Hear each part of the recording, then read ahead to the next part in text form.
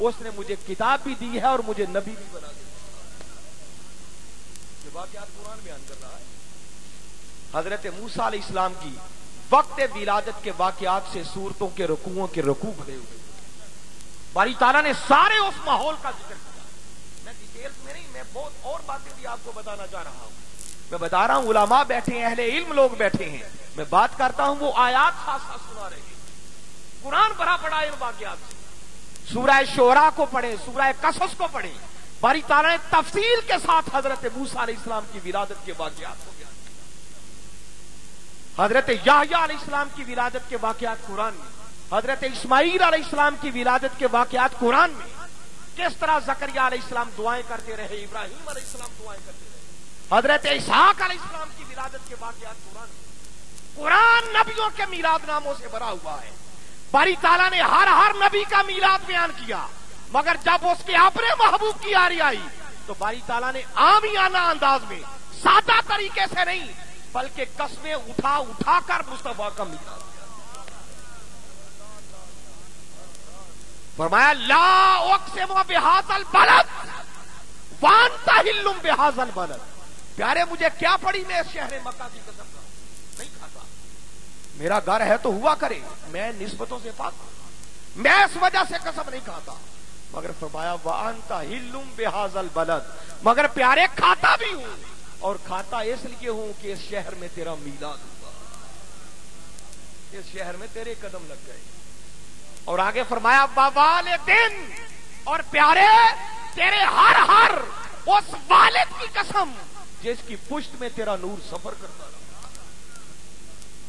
اور یہ قسمیں کھا کے آگے فرمایا وما ولد، اور پیدا ہونے والے محبوب خود تیری بھی قسم۔ تو یہ واقعات بیان کرنا بھی کوئی غلط کام؟ پھر آقا کی عظمت کے کسی پہلو پر خطاب کرنا کوئی ناجائز ہے؟ سارے قرآن میں آقا کی عظمتیں ہی تو بیان ہوئی ہیں۔ تو میں کہہ چکا ہوں کہ باری تعالیٰ فرما رہے ہیں وَرَفَعْنَا لَكَ ذِكْرَكَ، پیارے ہم نے تیرے ذکر کو بلند کر دیا۔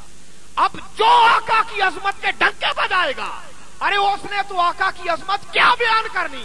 اللہ کی عزت کی قسم، میرے مصطفیٰ کی عظمت کے بیان کرنے والے کو مصطفیٰ خود بلند کر دیتے ہیں، خدا خود عظمتیں ادا کرتا ہے۔ یہ بھی کوئی غلط کام نہیں ہے۔ پھر آقا کی سیرت طیبہ کا بیان، کیا یہ کوئی غلط کام ہے؟ سارا قرآن خود مصطفیٰ کی سیرت ہے۔ کسی نے ام المومنین حضرت عائشہ صدیقہ رضی اللہ تعالیٰ عنہا سے پوچھا، کیا ام المومنین ذرا فرمائیں ہمارے آقا کے اخلاق کیسے تھے؟ جواب دیتی ہیں کان خلقہ القرآن، اے پوچھنے والے کیا قرآن پڑھ کے نہیں دیکھا؟ یہ سارے کا سارا قرآن مصطفیٰ کی اداؤں کا نام ہے۔ اسی لیے تو باری تعالیٰ فرماتے ہیں لَقَدْ كَانَ لَكُمْ فِي رَسُولِ اللَّهِ أُسْوَةٌ حَسَنَةٌ، لوگوں اب تمہاری زندگیوں کے لیے بہترین ماڈل اور نمونہ اگر کوئی ہے تو وہ میرے مصطفیٰ کی سیرت اور سنت ہے۔ مَا آتَاكُمُ الرَّسُولُ فَخُذُوهُ وَمَا نَهَاكُمْ عَنْهُ فَانْتَهُوا، بس جو کچھ میرا رسول تمہیں دے دے وہ آنکھیں بند کر کے دیا کرو، اور جس سے منع فرمائے بس اسے رک جائے۔ اور آقا کی سیرت کی اسی عظمت کو بیان کیا وَإِنَّكَ لَعَلَىٰ خُلُقٍ عَظِيمٍ، پیارے ہم نے آپ کو خلق عظیم کی بلندیوں پر فائز کر دیا۔ سیرت کا بیان کرنا بھی کوئی ناجائز نہ ہوگا۔ تو اس کا مطلب ابھی تک میں نے جتنے کنٹینٹس بیان کیے ان میں سے کوئی بھی غلط کام؟ پھر آپ نے خطاب سننے کے بعد کیا ہوتا ہے؟ پھر درود و سلام پڑھا جاتا ہے۔ تو کیا میرے آقا پر درود و سلام پڑھنا کوئی غلط کام ہے؟ ارے اسی قرآن کے اندر باری تعالیٰ نے خود درود کا بھی حکم دیا، سلام کا بھی حکم دیا یا نہیں دیا بھائی؟ سورہ احزاب ہے، پڑھیں، فرمایا ان اللہ و ملائکتہ یصلون علی النبی یا ایھا الذین آمنوا صلوا علیہ وسلموا تسلیما، فرمایا بے شک اللہ بھی اور اس کے سارے ملائکہ ہمہ وقت نبی پر درود پڑھتے ہی رہتے۔ پہلے باری تعالیٰ نے یہ اطلاع دی ہے، یہ خبر دیا، یہ بتایا ہے، اور یہ بتانے کے بعد پھر حکم دیا کہ اے ایمان والو اب تم میرے مصطفیٰ پر درود بھی پڑھا کرو اور سلام بھی پڑھا کرو جیسے سلام پڑھنے کا حق ہوگا۔ सोचने की बात है कि बारी ताला तूने हुक्म ही देना था तो आपने दरूद पढ़ने की खबर क्यों थी, उसकी जरूरत क्यों थी? डायरेक्ट हुक्म दे देता, ईमान वालों मुस्तफा पर दरूद भी पढ़ा करो, सलाम भी पढ़ा करो। ये क्यों बताया कि मैं भी पढ़ता हूं, मेरे मलाइका भी पढ़ते?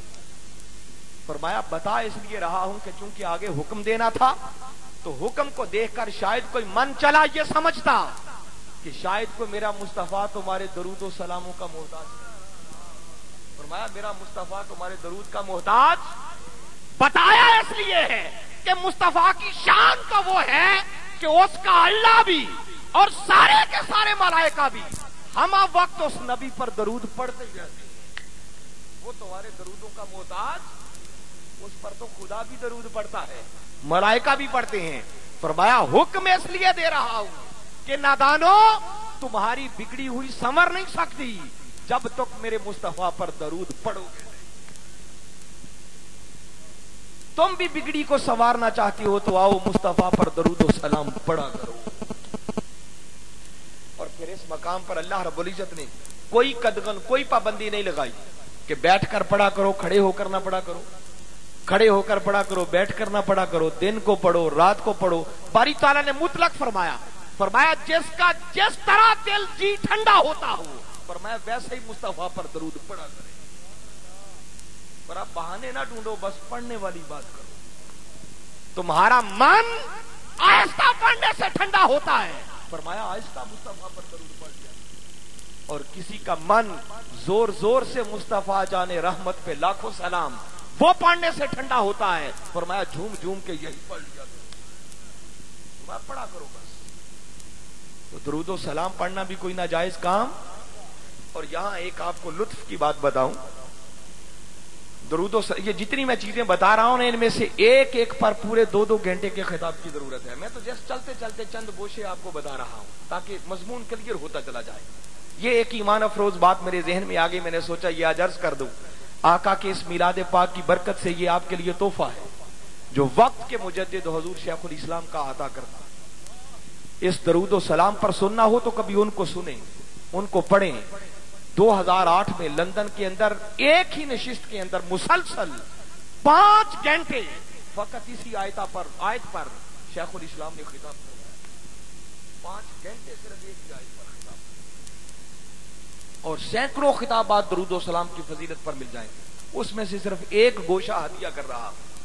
आप फरमाने लगे कि देखिए अल्लाह रब्बुल इज्जत ने हमें हुक्म दिया है कि मेरे मुस्तफा पर दरूद पढ़ा करो। और हम जब दरूद पढ़ते हैं तो हमारा दरूद क्या है? दरूद इब्राहिमी को ले लें तो हम कहते हैं अल्लाहुम्मा सल्ली अला मुहम्मदिन सल्लल्लाहु अलैहि वसल्लम, जिसका माना यह है हम अल्लाह की बारगाह में अर्ज करते हैं कि ए अल्लाह तू मोहम्मद सल्लल्लाहु अलैहि वसल्लम पर दरूद भेज। या आजकल मिनहाजुल कुरान जो पूरी दुनिया में एक दरूद को आम कर रहा है और हर जगह पर नात खान पढ़ते हैं अल्लाहुम्मा सल्ली अला सय्यिदिना व मौलाना मुहम्मदिन व अला आलिहि व सहबिहि व बारिक वसल्लम। इसमें भी देख ले माना क्या है। जब कहा अल्लाहुम्मा सल्ली अला मुहम्मद तो माना है कि अल्लाह ने हमें हुक्म दिया था मुस्तफा पर दरूद पढ़ो, और हमने दरूद क्या पढ़ा? हमने पलट के उसी को गुजारिश कर दी, मौला तू मुस्तफा पर दरूद पढ़। अजीब बात है। तो भाई पढ़ा किसने? अल्लाह ने हमें हुक्म दे दिया, हमने पलट को उसी को कह दिया मौला तू दरूद भेज। तो पढ़ा किसने? ऐसा क्यों?